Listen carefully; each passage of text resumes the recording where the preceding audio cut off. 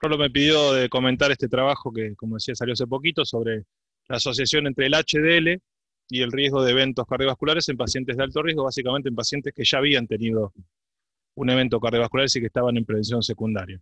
En realidad el contexto surge por algunas publicaciones en los medios de la semana pasada, Clarín, Infobae, en donde se preguntaban esto, ¿no? Si realmente el colesterol HDL, entre comillas, el colesterol bueno, era héroe o era villano. Si realmente era bueno, podría ser que más es mejor, pero mucho podría ser demasiado. Y lo que siempre charlamos acá, ¿no? Si el HDL en realidad es un marcador de riesgo y no un factor de riesgo.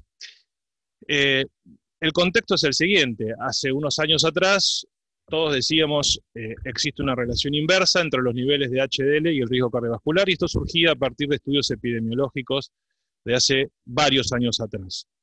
Después vino una segunda fase que yo, digamos, la refiero como empezamos a discutir si realmente era un factor de riesgo, que creo que no, y sí seguía siendo un marcador, y eso tiene que ver con el fracaso de los tratamientos, o sea, los trials que probaron tratamientos para intentar subir el HDL. Y la tercera fase, que es de la cual ahora vamos a hablar, surge o empieza a aparecer con algunos estudios de randomización mendeliana que ponen más dudas todavía sobre la asociación entre HDL y el riesgo, y el fenómeno de curva J que se empezó a ver también con el HDL colesterol. Les muestro dos ejemplos del fracaso de los tratamientos. Ustedes se acuerdan de la niacina, que hasta hace pocos años era el mejor fármaco que teníamos disponible para subir el HDL, que tenía evidencia de la década del 70 en comparación a placebo, que tenía un efecto en reducción en los eventos, pero que cuando se, digamos, intentaron hacer ensayos para tratar de contestar si agregar la niacina a pacientes que ya venían tomando estatinas era mejor, bueno, los estudios fueron negativos, estos dos que están ahí, y por lo tanto las guías desaconsejaron su utilización y a continuación se dejó de comercializar la niacina en la mayoría de los países del mundo. Y el otro ejemplo claro son los inhibidores de la SET. Ustedes se acuerdan que esta proteína plasmática tiene la capacidad de intercambiar colesterol con triglicéridos en diferentes lipoproteínas, y cuando ustedes la inhiben, sube el HDL un montón, pero sube mucho, 60, 80, 100%. Y se hicieron varios estudios probando inhibidores de la SET, ¿bien? ¿Se acuerdan? No sé, algunos de ustedes se acordarán, hace muchos años atrás, el primero de ellos con el torcetrapib, que se tuvo que suspender prematuramente porque aumentó los eventos y aumentó la mortalidad. Después salió el dalcetrapib, que era otra droga de la familia, en el DAL Outcomes, en síndromes isquémicos agudos, 15.000 pacientes, fíjense la curva, no dio absolutamente nada.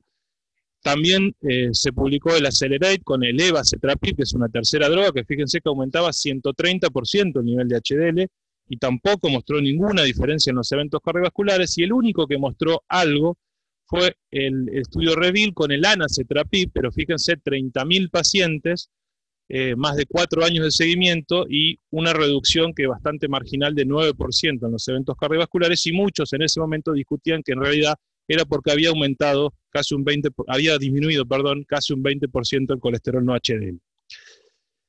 En cuanto a los estudios de randomización mendeliano, dejaron más dudas, porque fíjense que cuando uno trata de ubicar a la izquierda algunos marcadores genéticos que se asocian con HDL muy aumentado, no encontraron, por ejemplo, una asociación con la chance de tener un infarto. Ahí tienen los otros ellos de la derecha, tanto de algunos polinucleótidos individualizados como los famosos scores genéticos que, bueno, pues, y Rocío nos puede explicar un poquito, pero que son una combinación de varios polinucleótidos que tampoco encontraron una asociación con el mayor riesgo de infarto. Y finalmente el tema de la curva J. Es un HDL bueno, pero no tan bueno. Los primeros estudios fueron en población general. Fíjense, por ejemplo, les pongo dos ejemplos. Este estudio en la población danesa de 50 y pico mil hombres y 64.000 mujeres mostraba que, obviamente, que a valores más bajos de HDL el riesgo aumentaba, pero empezaba a conocerse un fenómeno de curva J como vimos con otros factores de riesgo. Valores muy elevados de HDL comenzaban a asociarse con más riesgo cardiovascular, contraintuitivamente de lo que veníamos diciendo. Y esto también, por ejemplo, lo podemos ver en esta otra enorme corte de casi 15 millones de surcoreanos, con un seguimiento de 8 años. Fíjense, a la izquierda nuevamente, todos los participantes, parecería ser que los valores más altos y ya con un valor aproximado entre 70 y 80, se empieza a separar la curva, empieza a aumentar la curva, y obviamente cuando lo ven discriminado por sexo, eso es, digamos, es como que está un poco más tirado hacia adelante para las mujeres, recién se empieza a partir de los 80, 85 a subir el riesgo, y en los hombres un poco antes. Volviendo al trabajo, entonces, que me pidió Rolo de comentar, en ese contexto los investigadores hicieron esta pregunta: bueno, ¿existirá el fenómeno de curva J que vemos en la población general con el HDL y la mortalidad también en los pacientes en prevención secundaria? Bueno, entonces analizaron dos bases de datos poblacionales con enfermedad cardiovascular establecida, una corte británica y una americana. La corte británica tuvo una mediana de seguimiento de casi 9 años y la americana de 6.7 años.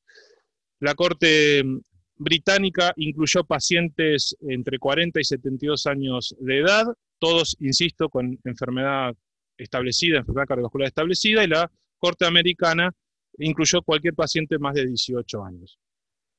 Viendo los resultados, en la corte británica, que incluyó casi 15.000 pacientes, eran la mayoría hombres y la edad media era de 62 años, tuvieron o reportaron 1.795 muertes y 1.137 muertes cardiovasculares, y hubo en esta corte 255 pacientes que tenían un HDL más de 80.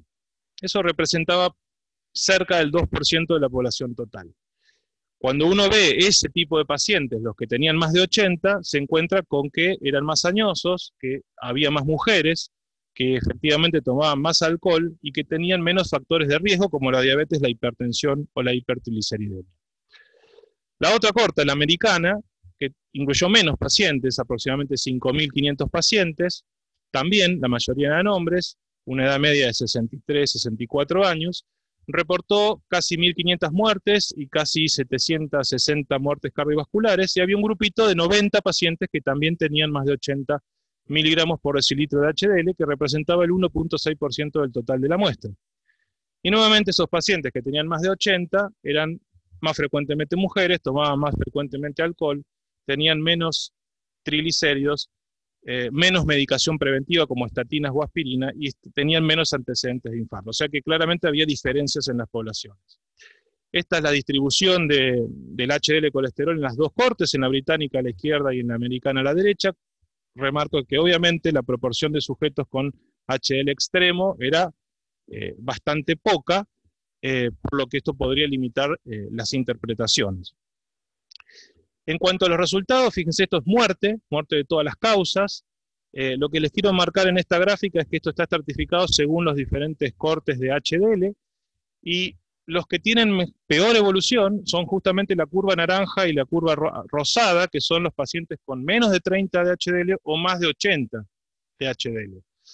Esto se ve tanto en las dos cortes para mortalidad. Fíjense que la peor evolución las tienen, insisto, los sujetos que tienen menos HDL, pero también los sujetos que tienen más HDL. Y cuando vemos muerte cardiovascular pasa algo parecido en la corte americana, pero no es tan notorio en la corte británica, donde se ve claramente que los que tienen menos colesterol HDL le va peor, pero no tanto así en los sujetos con HDL extremo. En síntesis, los autores dicen que los pacientes con un HDL más de 80, en comparación a los que tenían un HDL entre 40 y 60, y ajustando por los confundidores conocidos, que son los factores de riesgo, la medicación y las variables demográficas, se asoció con 96% más mortalidad y 71% más mortalidad cardiovascular en la corte británica, y 63% más mortalidad y 57% más mortalidad cardiovascular en la corte americana. Cuando analizan toda la población y para el punto final de muerte de todas las causas, fíjense que nuevamente, y también en esta población en prevención secundaria, se observa el fenómeno de curva J. Por supuesto que la precisión del dato en los extremos cae, los intervalos de confianza son mucho más grandes, pero tiene que ver obviamente con la cantidad de sujetos en esas categorías. Y cuando ven el punto final de muerte cardiovascular, también hay una clara forma de la curva en curva J, ¿no? Se vuelve a replicar lo mismo que en la población general. Finalmente, analizando los subgrupos, los autores buscaron algunas interacciones. En la corte británica a la izquierda encontraron que para mortalidad los hombres, en principio que tenían más de 80 miligramos por decilitro de HDL, tenían una fuerte asociación con el mayor riesgo cardiovascular y no así en las mujeres. Y en la corte americana encontraron que los diabéticos eran los que más fuertemente se asociaban, los diabéticos con más de 80 de HDL, más fuertemente se asociaban con peor pronóstico.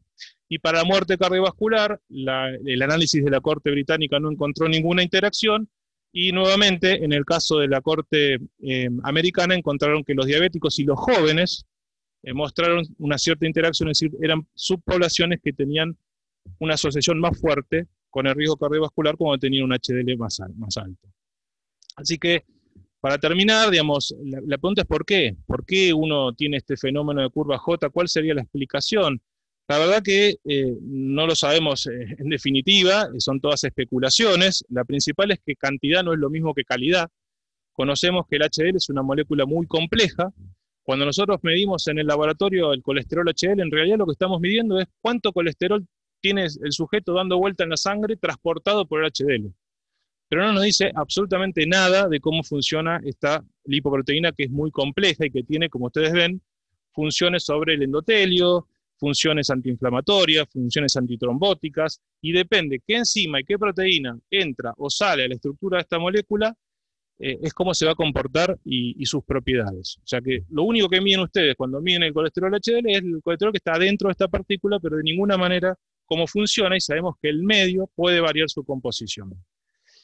El otro punto es que los valores muy elevados de HDL podrían estar asociados con otros polimorfismos genéticos que estén asociados con mayor riesgo cardiovascular o con mayor riesgo de otras cosas. De hecho, por ejemplo, puede haber trastornos en la señalización celular, mecanismos relacionados con la inflamación o inclusive con trastornos inmunológicos. Si ustedes ven la curva de HDL de infecciones, es exactamente la misma, curva J. Si ustedes ven la curva de HDL y cáncer, van a encontrar publicaciones muy parecidas a las que les mostré. Entonces, ¿no será que esto es en la punta de un iceberg que encuentra que está reflejando algún polimorfismo que tiene que ver con alguna alteración en la inmunología, en la inflamación y que no estamos viendo?